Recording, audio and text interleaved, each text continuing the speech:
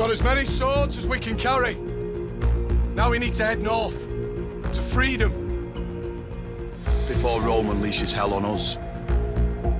Spartacus is one of these people who didn't set out to become the head of a large army that would raise a rebellion against Rome and Italy.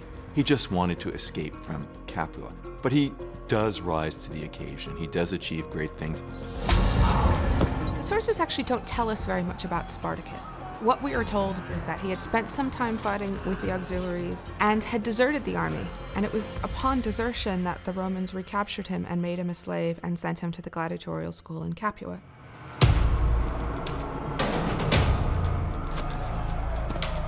The reality of a gladiator, the life that Spartacus was in, is not pleasant in the least. No man would want to be in that situation.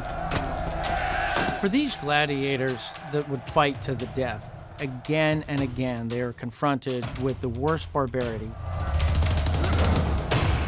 Holding gladiatorial combats, having gladiatorial fights, is an expression of power, of Rome over the other. Spartacus clearly seems to have one agenda and one agenda only, and that's to go home to Thrace. He clearly just wants his freedom. Taking away someone's physical freedom can have a devastating impact on their minds. However, being able to be rooted by this sense of purpose is the way to be able to overcome that hardship of physical shackles and incarceration.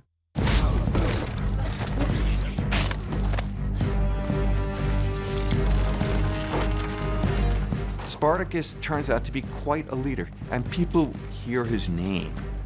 He immediately becomes a legend. They want to join him. They want to escape from their slavery, and for many of them, they want to take revenge against their former owners, and Spartacus is the way to do this. Now he had thousands of people who looked to him. He then showed them that they could be free. Rome vastly underestimates the dangers that they face with Spartacus. They feel that although they're sending what is essentially a militia against him, that they will be more than adequate at dealing with this upstart. Little do they know who they're dealing with. We are warriors. We're free to fight. And free to die if need be, the way we choose. On our terms. We can make Rome bleed.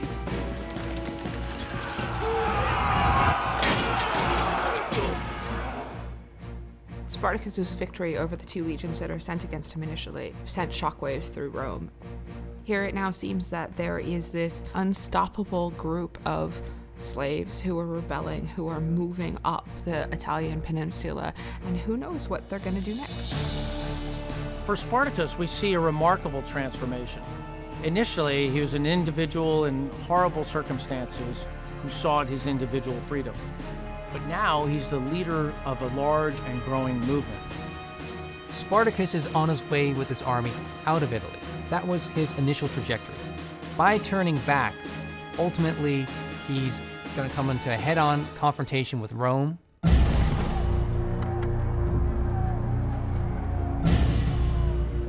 One of the great mysteries of Spartacus is why, having come within sight of the Alps, does he turn around and decide to stay in Italy?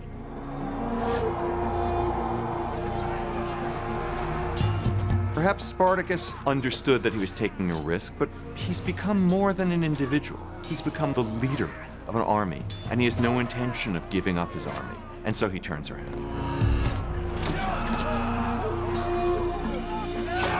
Ultimately, Spartacus hurled himself on the swords of the legions because he knew he was facing extermination, and he and his followers, and he chose the means of his death rather than a slow one, rather than by public humiliation, rather than by crucifixion, which happened to the survivors after that battle. Those who are down will not stay down forever. People have a way of, over time, coming back, demanding equality. And what you see often are examples of what we can do if we have freedom, which becomes a great inspiration.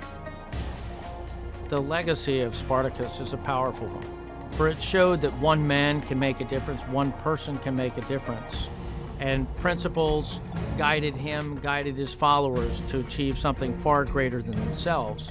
It also showed that there was a gap in Roman power, there were general weaknesses, and that in the long run, Rome was not invincible.